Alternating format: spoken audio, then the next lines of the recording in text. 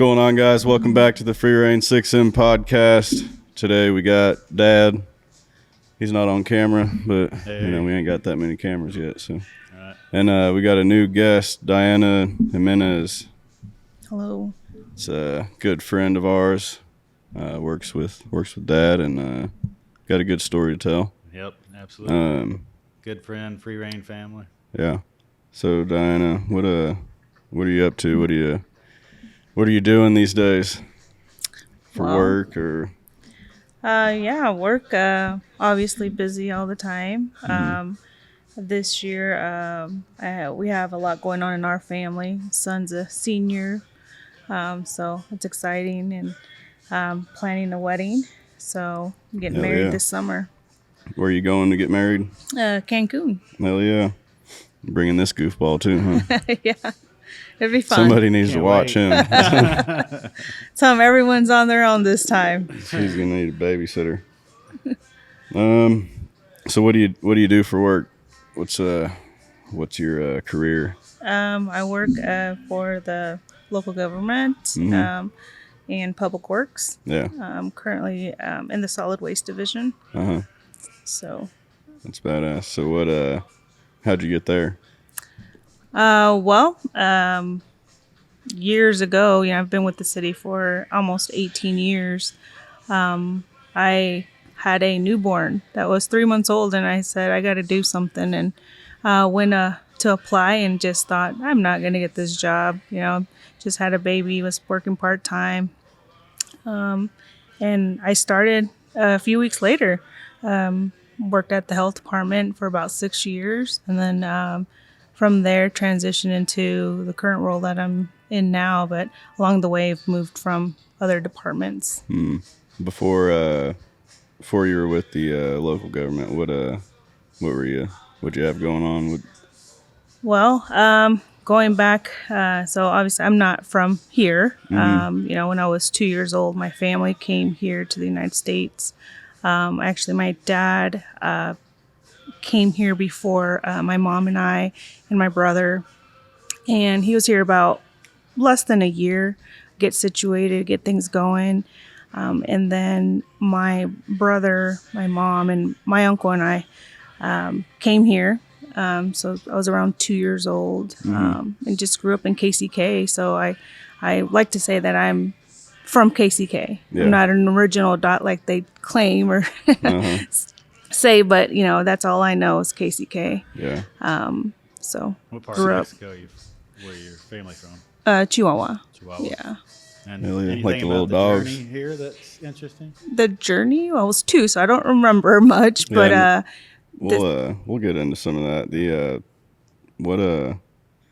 So you're living a good life here. You're successful.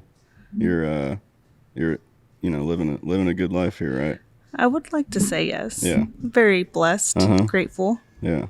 You work hard, take care of your family. Yeah, the work hard, the work ethic, that's something that my dad really, really taught us is just work for what you want, and that's, give it your 100%, if not more. So what was it like, you were 2, but what was your journey here? What made your family want to come here? So my grandpa in the 60s, I believe, was here, and he was the first one. And then in the 70s, my uncle, which was the first one, him and his wife, to come here. And then in the 80s is when the rest of us came. So I think it's just the opportunity. Once you have a family, you look at what's a better opportunity for you. And, like myself, once I had kids, it's kind of like a light bulb moment. You got to get your shit together if you didn't, before that. So we came here and was 2. My parents, I think, went through a divorce by the time I was 4. So it was a pretty nasty divorce. Remember bits and pieces of it. But my dad ended up raising my brother and I for a long time. We didn't really have communication with my mom. Which at that time, I think although I don't agree or whatever it is, I don't judge, and it's probably the best decision that she thought she was making at that time. Your parents got divorced when you were what age? About 4. So you had already come here. Your mom was here? Yes. Your mom's here? Yes. Now? Yes. Okay. So what a lot of people now that are, right now that are coming here, maybe they're running from something to get here? Was that the case? No, not running from something. Yeah. No, I think it's just like a better opportunity. Yeah. Okay. And this is where everyone has a better opportunity, right? There's a reason why people come here. Mm-hmm. So did you guys come straight to Kansas City, or was there stops straight to Kansas City? Okay. Yeah, I think because my grandfather was here, and my uncle and aunt. Mm-hmm. So, how did he get here? I really don't know that story. Mm-hmm. That was in the 60s, and yeah, that was a long time ago. Yeah. Yeah. Hell yeah. So, what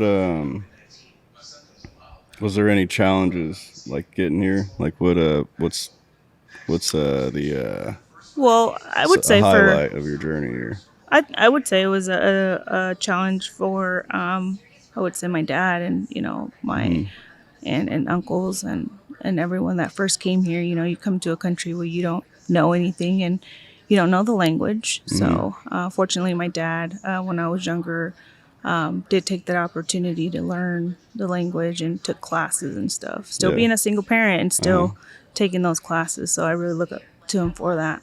But you got here and realized, okay, I need to adapt in a few ways, learn the culture and the language, so he can get out there and provide properly for you guys.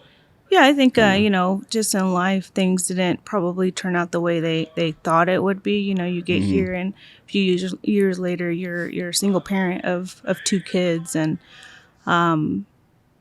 but yeah, I think he took the opportunity of providing for us. Maybe something that I don't know what the story was in Mexico, but would have been more difficult for him. And I suppose it would have been for anyone that's came here. They come here for a reason. Yeah.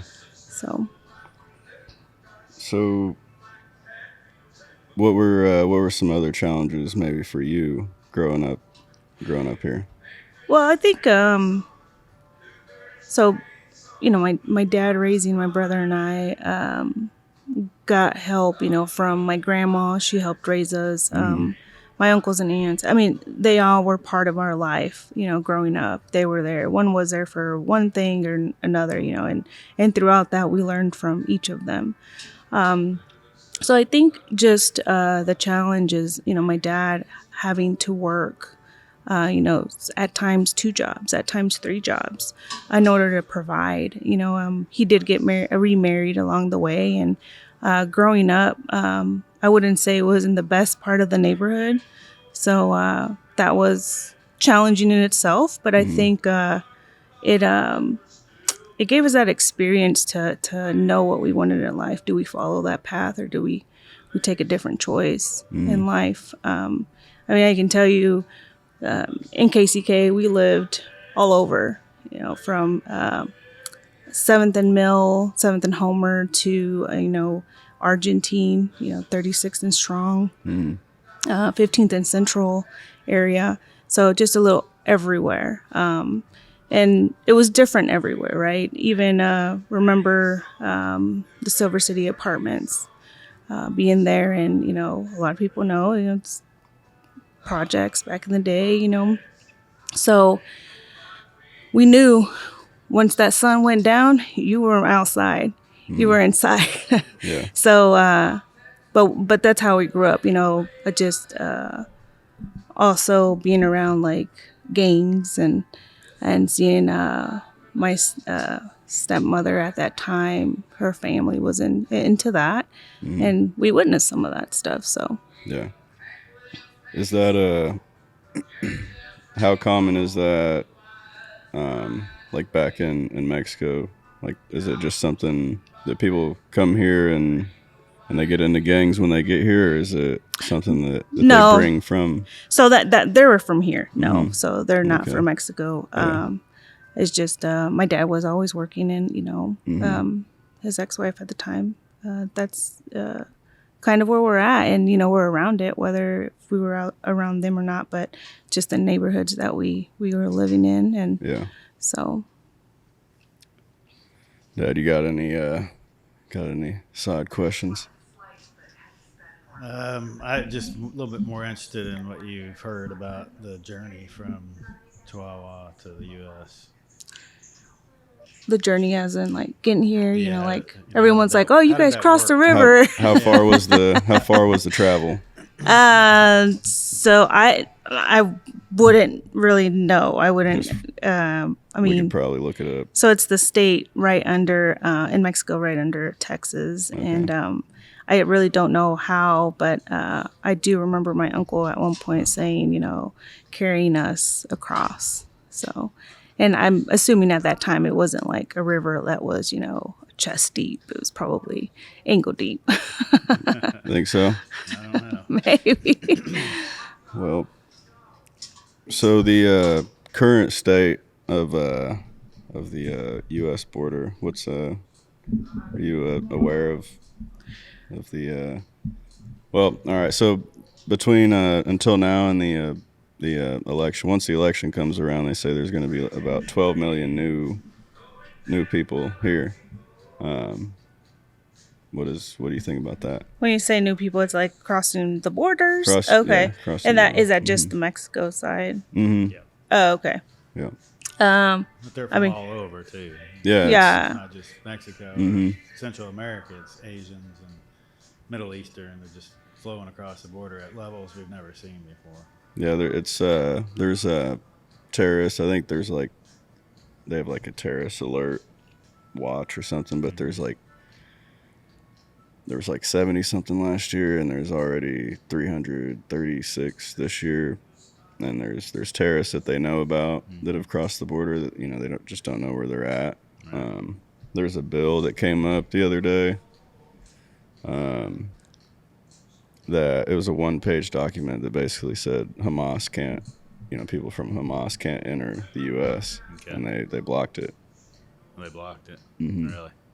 That don't make much sense, does it? Last year there was like 26,000 pounds of fentanyl that came over just the southern border. Yeah. Killing a lot of people.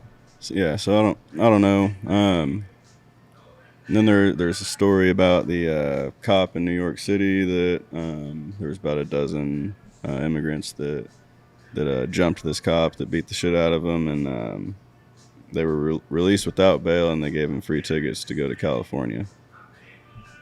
Yeah, not What? just immigrants, illegal immigrants. So the difference between people like that and the story you just shared is you came here, your dad knew that he had to adapt and maybe appreciate the culture to understand it and to be able to just be a part of what's going on here.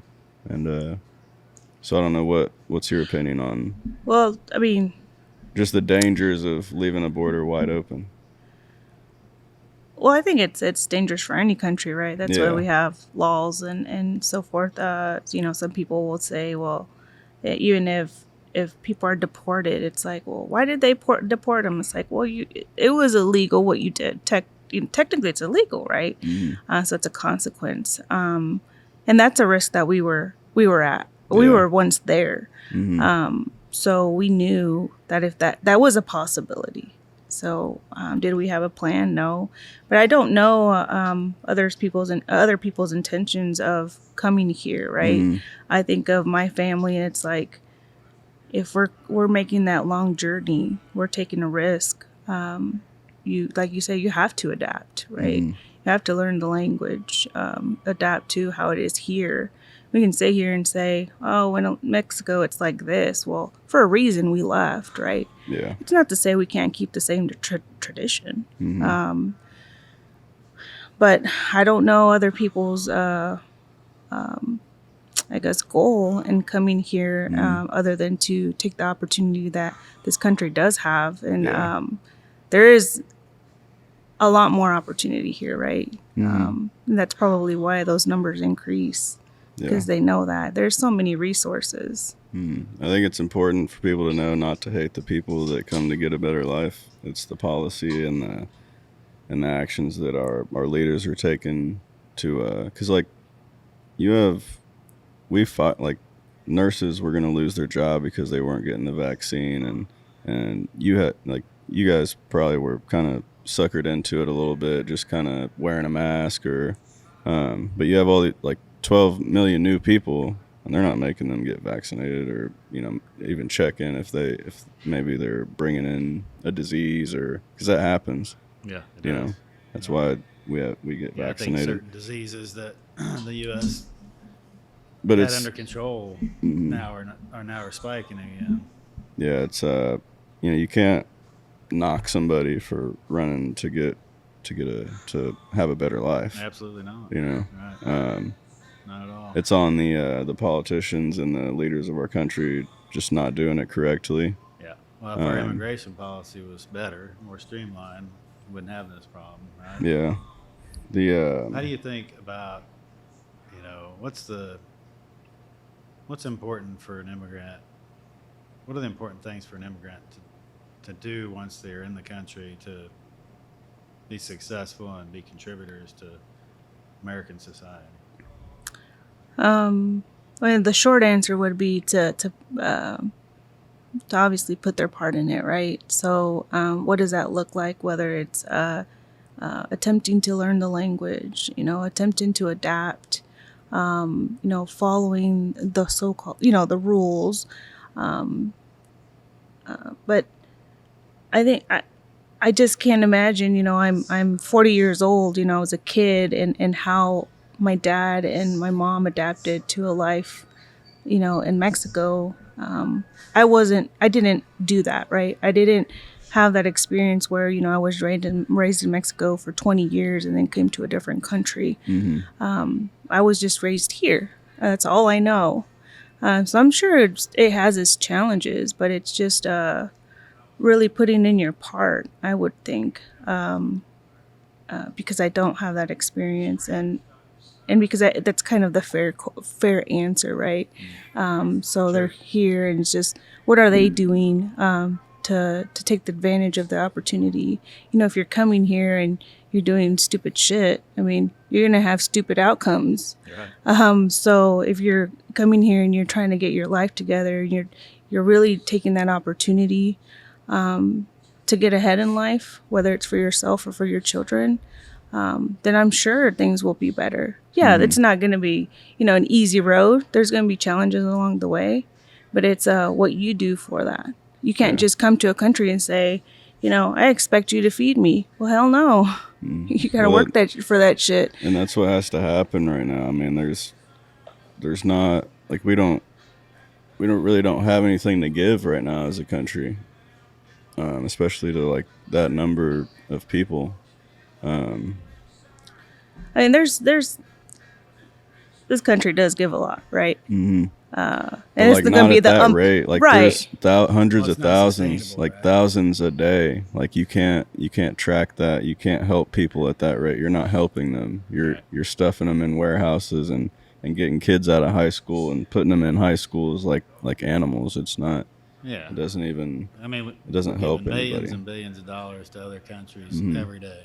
And what's paying and for we're those? Taking on a lot of immigrants at the same time. Mm-hmm. It's not sustainable. Yeah. We're printing money. What do we think is the outcome of letting this happen? Well, like, we should help people. We should, like, we always help people. Yeah. That's. And that's circles me back to this thing I was talking about earlier before we hopped on here. There's a thing called the replacement theory, and it's a Marxist ideology. And it's basically like when you have a population that isn't going with your the ways you're trying to do things, they're not conforming to what you're trying to give them. Okay, well, you let a bunch of new ones in and replace them. And you look it up, and CNN's got articles about how it's a racist theory, and but but it kind of makes sense with what's going on today. It does. It's a strategy. Can be effective if not stopped. Yeah. It's from Muslim majority countries through mass migration, demographic growth, and a drop in birth rate of white Europeans. So you have, the big LGBTQ movement, the gay stuff. Those people aren't able to reproduce. So they're pushing this huge movement. We're not having as many kids. We're really not having any kids. Young people aren't getting married and having kids. Right. It's And not then important to them. we're replacing a whole demographic, a whole generation of people with people that will conform. That's the theory of it. Yeah. You guys can come up with your own conclusion to it, but I heard somebody that we follow, I think you shared it with me, that the way to combat all that is for the other side to have a lot more kids. Which we are. After about 20 years, you overcome that problem. Yeah, there's strategy. Yeah. Yeah. I guess we are, but we aren't. There's groups. There's traditional people that get married and have kids still, but overall, there's 30% of Gen Z identifies as LGBTQ. Right, and then the other portion of the millennials and Gen Zers, they're so selfish and caught up in themselves. They don't have kids at least until in their 30s, and it's probably one or two. And that's even. I ain't gonna knock them if they don't have kids. Yeah, it's all right with me. I'm kidding. That's just that because of the state of society and the economy we live in. It just doesn't make sense to have kids. It's hard. I have 2 daughters, and that's why most people aren't having kids. Well, we're not They've created this either anymore, right? So we don't need a bunch of kids to help with the farm, and that was the old way of doing things. Yeah. Yeah. How about your parents? You want to tell us a little bit about their success since they've been here? Sure. My dad now has kind of his own painting company group.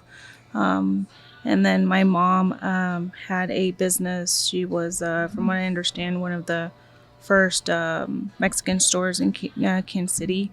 And she adapted as, the trend of, back in the day. She had a video, a blockbuster for Mexican movies. And that's cool.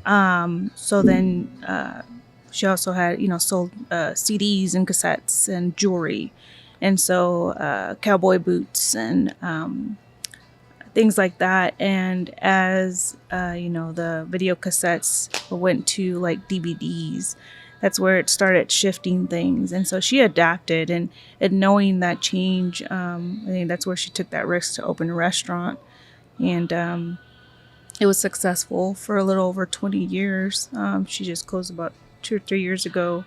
She decided to retire. A lot of businesses during COVID either tanked or, they were really successful. And my mom was lucky that hers was successful enough that she couldn't keep up with the clientele. It was too much. So how much money did you guys come here with? I don't know. I don't think much. I mean, my dad was here less than a year. What can you really do in a year? So you're telling me that somebody can come to this country that's not white, doesn't have a lot of money, and can still be successful yes. in America? Yes. It is all about it's about the choice that you make. Yeah. Right? The choice and the opportunities there is just how are we working for that too? My brother and I were brought up to see, my dad work, his work ethic. It was about working, and that's probably why, we take it serious, whether it's our job or, just giving our 100% in what we're doing. And what's your brother do now? He's a Marine. Yeah. Yeah. What's his rank? How long's he been in? He'd be disappointed if I did. I think it's a first sergeant. Is that? I can't remember what you told me. He scares motherfuckers then. Yeah. Well, he was the ones that train him in the Marines in San Diego. He was a drill instructor. Yeah, at one point. Yeah. And then he is now in DC, and I know he is in the parades that they have at times at the barracks. So this Another Oh, brother yeah. that's a fireman or a my other brother is a fireman. Yes, I have 4 brothers, 3 sisters. So yeah, my 2 of my sisters are in the medical field.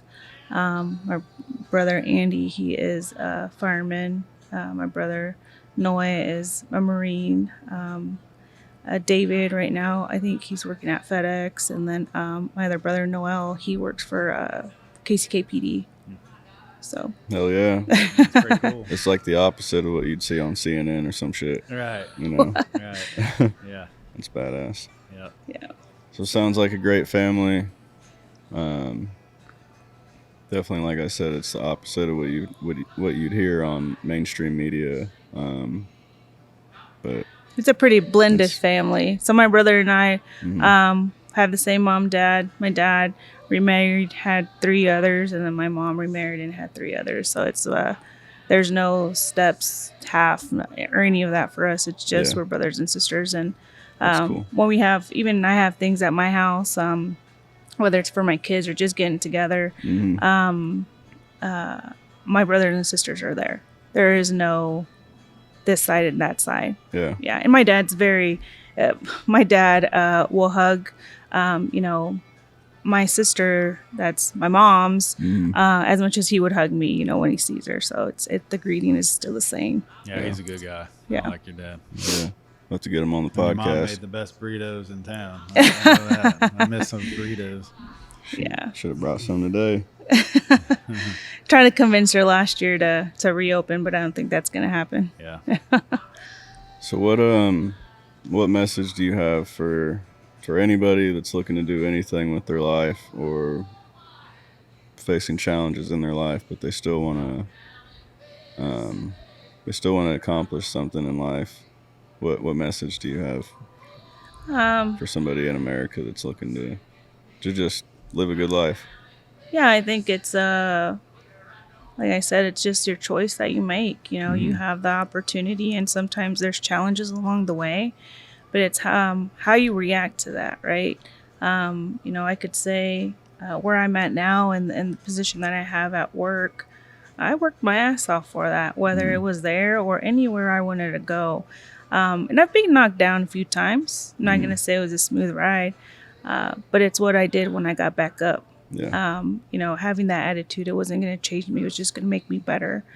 So there are things in life that, and even throughout, growing up and my childhood, things that got in the way, knocked me down a few times. And you just get back up and you just take that opportunity. And it's all about the choices that you make as a person. I can sit here and say, well, I was raised by my dad and I didn't do anything because I was raised by a single parent. That's bullshit. It's bullshit. Yeah. I should just focus on that. That I'm grateful and that I was blessed to be raised by a great person. That's what I have to take from it. Yeah. So, and then what do I want to do? Am I going to follow the trend or am I going to be a better person from that?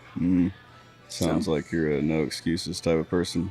Pretty much, there's a friend, Dwayne, I won't say his last name, but I think he said excuses are a sign of weakness. So they're like assholes. Everybody's got one and they all stink. Right. Yeah. Shit. Yeah. So. All right. Awesome story. You got anything? No, I just I've known Diana for 6 years now, something like that, and just a solid person, a solid woman, and it's been a pleasure knowing Thanks. her. And she has grown a lot. We worked together during that 6 years, and she's taken advantage of those opportunities. She's worked her ass off, and it's been challenging, but she's grown and she's taken advantage of opportunities. The real all-star is Dad, right? Right. He's the one that's given us that opportunity, and it's he's trusted us, right? Yeah. So with that trust, are you going to take that opportunity, or are you just going to sit back and watch? So the trust part is huge. And I think for the whole department or who he's around, it's how we take that, and knowing that he's trusted me. I'm not going to let him down. Obviously, I don't want to look like a dumbass or a lazy ass either, but I'm not going to let him down, and I'm going to even put more effort into that. So, Hell yeah. Yeah. Well, I appreciate you for joining us today. Thank you. If you ain't got nothing, I think. Well, I guess I'll just say, the podcast that we run, I've talked about closing the border, and I've talked about that, and we need to, just because of all the issues that have come across the border with it, and it's happening at a level that we've never seen before. It doesn't mean anything about any particular person or people. It's just simply not sustainable, and it creates a lot of issues. We've just shown an example of a person and her family that have come across the border illegally and have done great things in this country and are Americans. And so, we're not saying that people shouldn't immigrate to this country, because this country's history is immigration, right? We just need to do it responsibly and give people an opportunity to do that legally in a more streamlined way, right? And not break the country. Yeah, there's just And so Yeah. we appreciate And some people will take that, they're saying close the border and this and that. It's any country's going to do what's best for their country, right? For their people. Right. Yeah. Right. Yeah, I mean, it's just a huge problem right now at the rate that people are coming in. Like, there's nowhere for them to, there's no houses for them to buy. Like we can't even afford the houses. Right. We got You know, all kinds of problems because of the cost Like of homes and inflation and interest rates and a lack of housing, right? So, and then you'll have 10 to 12 million by the time the election rolls around, and you have people like Trump that say, and Trump, DeSantis, whoever, we're gonna run the biggest deportation system of all time or something, and it's like 12 million people. Yeah, how You're gonna like, Yeah. like how's this is just creating a huge problem. Yeah. That we're gonna have to deal with in some way, and it's not gonna be good. Right. Well, and folks have to understand that these politicians, even this president, don't give a shit about those immigrants. Yeah, They don't motherfucker's give a shit 81 years about it. old. They don't. They're allowing this, enabling this for one reason: Yeah. to win votes. That's yeah. Long term. That's all it is. It's all about the vote. It is. Trust me. Yeah, right. I know. Right. Well, like, what 81-year-old do you know that gives a shit about anything? Well, and he's just an elitist, right? He's part of I that. mean, He's part of that power like, structure. That, Most 81-year-olds I know are sitting in the garage cranking beers like at, Yeah. all day long, just sitting there, hanging out, listening to fucking Creed or something. right. Like, He's only answering to the three companies we've talked about that own 88% of the S&P 500 that Yeah. control the economy. He's answering to folks like that. yeah. That's all. Mhm. That's all that's happening. So everybody They want look this into to be a that. rental society. Nobody owns anything. Socialist, communist society that they control. Yeah. That's what they want. I would suggest everybody look into the big three, the BlackRock, State Street, and Vanguard, and the World Economic Forum, and their plans to, Yep. make us own nothing and be happy. Yep, that's right. That's what So, they believe. We'll wrap this one up here. Diana, thank you for joining us. Thank you. Thanks We'll have for to do having it me. again. Love to have your dad and whoever else we can get on here just to tell stories and have conversations. So Yep, definitely. make sure everybody like, comment, and subscribe. If you don't, you're a bitch. Live your free reign.